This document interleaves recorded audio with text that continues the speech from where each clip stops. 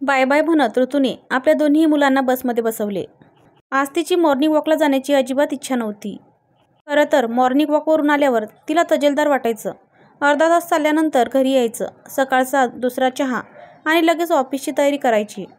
नवरा मंदार दूर कुठेतरी ऑफिसने सोपवलेली कामगिरी बजावण्यात निघून गेलेला. वर्षातून 1-2दा यायचा 15 दिवसांसाठी. बायको मुलांना अधूनमधून फोन आणि ऋतू एवढ्यावर समाधानी.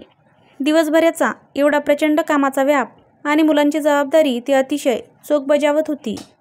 घर, मुलं, ऑफिस, परगावी असलेल्या सासू-सासऱ्यांची आज तिने विचारपूस, आईसोबतच तेवढ्याच उत्साहाने बोलणं आणि अधूनमधून आपल्या जिवलग मैत्रिणीसोबत शॉपिंगच्या नावाखाली हुंदडणं, हे एवढं जग होतं तिचं. आणि तिलाही तेच हवं होतं. सतत कामात गुंतून घ्यायची स्वतःला. एवढं सगळं व्यवस्थित चालू असूनही आज नेमकं एवढं उदास वाटावं. ही मरगळ आहे का आपल्या शरीराची, की मळब आहे मनावरचं? तिने स्वतःला चाचपडून बघण्याचा निरर्थक प्रयत्न केला आणि स्वतःशीच हसली. छे, आज ऑफिसला जाऊच नये, उगाच लक्ष नाही लागणार कामात. तिने मस्त माझ्या बऱ्याच सुट्ट्या पेंडिंग आहेत आणि गॅलरीत येऊन उभी राहिली. सकाळचं रम्य वातावरण, पाऊस येण्याची लक्षण साफ दिसत होते. तिने वर आकाशात बघितलं.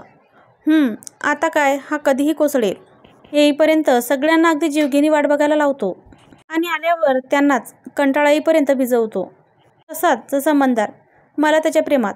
मग त्याला दरवेळी घरात कोणीही नको असते, अगदी मुलंही नाही. मग काही दिवसांसाठी त्यांची रवानगी आईकडे. मग 2-3 दिवस तेच ते. हातून निघून गेलेल्या दिवसांचा हिशोब चुकता करणे.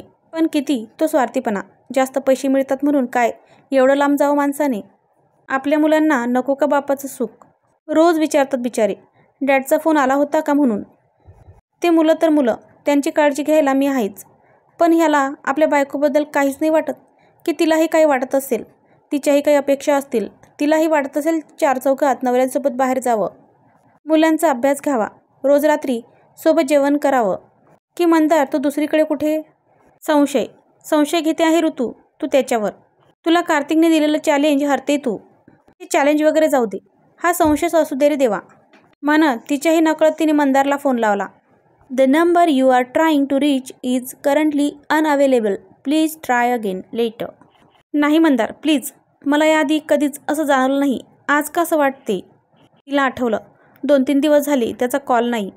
तिने केला तर तो कामाच्या गडबडीत आहे, कामात आहे, नंतर बोलतो म्हणून ठेवून द्यायचा. तिने पण त्याची परिस्थिती समजून घेतली. पण आजच्या या ढगाळ वातावरणाने तिच्याही मनात संशयाचे ढग निर्माण झाले होते. तिने हळूच भूतकाळात डोकावून पाहिलं. मंदारसाठी तिने कार्तिकला सोडलं होतं. तसा कार्तिकला फक्त ती त्याची मैत्री समजायची. पण तिचा एवढा दिलखुलास स्वभाव बघता त्याला पण ती आवडायला लागली. एकतर प्रेम करायला लागला तो तिच्यावर आणि जगाला पण हेच दाखवायचा की ती त्याची फक्त मैत्रीण नाही आहे म्हणून. मग काही दिवसांनी मंदार तिला भेटला आणि हळूहळू कार्तिकनी ऋतू मधलं मैत्रीचं नातं संपुष्टात यायला लागलं. कार्तिकने ऋतूला हर प्रकारे समजून सांगण्याचा प्रयत्न केला, त्याचं प्रेम व्यक्त करायचा प्रयत्न केला. पण ती या त्याच्या कुठल्याच गोष्टीला बदली नाही. शेवटी कार्तिकने तिच्याकडून मी माझं तुझ्यावरचं प्रेम विसरायला तयार आहे, पण प्लीज जन्मभर माझी मैत्रीण बनून राहा असं म्हटलं. तेव्हा ती त्याला नाही म्हणू शकली नाही आणि याचाच फायदा घेण्याचा त्याचा निर्णय ठाम झाला. मंदार आणि ऋतू, कार्तिक आणि त्याची एक मैत्रीण शाल्मली असे 4 जण हळूहळू आउटिंगला जायला लागले. डबल डेटच्या नावाखाली एकमेकांना भेटायला लागली. अशातच कार्तिकने मुद्दामहून मंदारसोबत मैत्री केली. कार्तिक कधी कधी जाणून बुजून मंदारच्या ऑफिसखाली जाऊन थांबायचा आणि त्याला कॉफीला वगैरे घेऊन जायचा. एक दिवस असाच कार्तिक मंदारच्या ऑफिसखाली येऊन त्याला लंचला घेऊन गेला.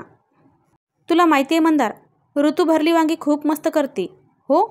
नाही, मला नाही सांगितलं तिने कधी. मला पण सांगितलं नव्हतं तिने कधी. पण एक दिवस तिने तिच्या घरी बोलावलं मला जेवायला. तिने स्वतःच्या हाताने माझ्यासाठी जेवण बनवलं होतं माझ्या आवडीचं. अच्छा. मंदारने डोळे तिरपे करून कार्तिककडे बघितलं. तिच्या आईला पण आवडायचो मी. त्यांनी तर माझा होणारा जावई म्हणून त्यांच्या नातेवाईकांमध्ये घोषितच केलं होतं. हो, आणि ऋतूला माहीत होतं हे? त्याने टेबलवरच्याच पेपर नॅपकिनला बोटं पुसून विचारलं. माहिती होतं म्हणजे? तिचं पण प्रेम होतं माझ्यावर, पण तू आल्यावर बिथरली बिचारी. तिला नेमकं कोण हवंय कळलं नाही, त्यामुळे तिने तुझा हात पकडला. नाहीतर तुला हो म्हणायच्या 1 दिवस आधी तिने माझ्याकडे कबुली दिली होती माझ्यावरच्या प्रेमाची. पण तोपर्यंत मी शाल्मलीला कनेक्ट झालो होतो रे. काय माहिती तिचं बिचारीचं तुझ्यावर खरंच प्रेम आहे की नाही. मला तरी आपण भेटलो की तिच्या डोळ्यात माझं प्रेम दिसते. तर असं आहे ते. मग तुला काय वाटतं? काय करायला हवं या सिच्युएशनमध्ये? मी ऋतूला सोडायला तयार आहे. तसंही मला काही इंटरेस्ट नाही तिच्यात. मी पण हाच विचार करतोय, तिला कसं सांगावं. काय? मग असं असेल तर तू तिला सांगायला हवं हे सगळं. तिला सुरुवातीला थोडं वाईट वाटेल, पण मी आहे ना, मी सांभाळून घेईल. कार्तिकच्या चेहऱ्यावर आनंद स्पष्ट दिसत होता. मग थांब, तू पण इथेच आहेस, मी तिला बोलावून घेतो इथेच. असं म्हणत मंदारने ऋतूला फोन केला. ऋतू, आत्ताच्या आत्ता माझ्या ऑफिसजवळच्या कॅफेटेरियात मला भेटायला ये. खूप महत्त्वाचं बोलायचं आहे तुझ्याशी. ऋतू अर्ध्या तासातच तिथे पोचली. दोघांना सोबत बघून मनातून घाबरली. कार्तिक चेहऱ्यावरून खुश वाटत होता आणि मंदार गंभीर. आता परत कार्तिकने काहीतरी घोटाळा केलाय नक्कीच. तिच्या मनाने ताडले.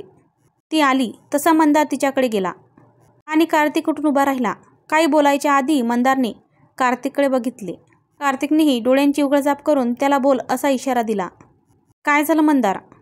ऋतू, सॉरी ऋतू, पण मला तुझ्यासोबत ब्रेकअप करायचं आहे. बोलताना त्याने एक तिरपा कटाक्ष कार्तिकवर टाकला. त्याला आनंदाच्या उकळ्या फुटत होत्या आणि ऋतूच्या डोळ्यात अश्रू. काय बोलतोस Mandar? Please don't do this with me. करावं लागेल ऋतू मला. आपल्यातलं गर्लफ्रेंड बॉयफ्रेंडचं रिलेशन ब्रेक करावं लागेल ऋतू आता. म्हणजे काय बोलतोय तू? तुला तरी कळतंय का?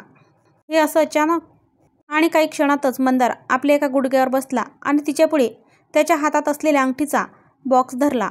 आपल्याला लग्न करण्यासाठी गर्लफ्रेंड बॉयफ्रेंडचं नातं संपवावं तर लागेल ना ऋतू? ऋतू, विल यू मॅरी मी? आणि ऋतूच्या अश्रूंचं रूपांतर आनंदश्रूत झालं. तिने हो म्हटलं. कार्तिकचा चेहरा आता खरकन उतरला होता. तो आता दोघांशीही नजर मिळवू शकत नव्हता. मंदारने ऋतूचा हात पकडला आणि तिला कार्तिककडे घेऊन गेला. कार्तिक, तू मला काहीही सांगितलं असतं ना ऋतूबद्दल, तरी मी ते ऐकून घेतलं असतं. पण तिचं माझ्याऐवजी दुसऱ्या कोणावर प्रेम कधीच नाही. माझा पूर्ण विश्वास आहे तिच्यावर, तिच्या माझ्यावर असलेल्या प्रेमावर. कळलं मंदार. पण ऋतूवर असलेल्या तुझ्या प्रेमाचं काय? तिचा आहे का एवढा विश्वास तुझ्यावर? मी चॅलेंज देऊन सांगतो की आता नाही, पण कधी ना कधी तिच्या मनात तुझ्याबद्दल संशय निर्माण होईल. असं होणारच नाही कधी. तिच्या मनात संशय येईपर्यंत मी ती संशयाची जागा माझ्यावरच्या तिच्या विश्वासाने भरून काढेल. असं म्हणून मंदार ऋतूचा हात हातात घेऊन बाहेर पडला. जाताना त्याने कॅफेचं दार धाडकन बंद केलं होतं. आवाजाने आजही ऋतूची तंद्री भंगली.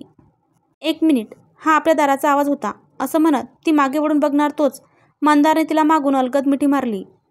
दार, तू यावेळेस? आत्ता? What a pleasant surprise. एअरपोर्टहून आधी तुझ्या ऑफिसलाच गेलो होतो. तिथं कळलं तू आज सुट्टी घेतली आहेस. मग आकाशात बघितलं. म्हटलं या वातावरणात तू मला मिस करत असशील म्हणून आलो तिथून पळत पळत घरी. पण तुझा जॉब? आलो सगळं सोडून.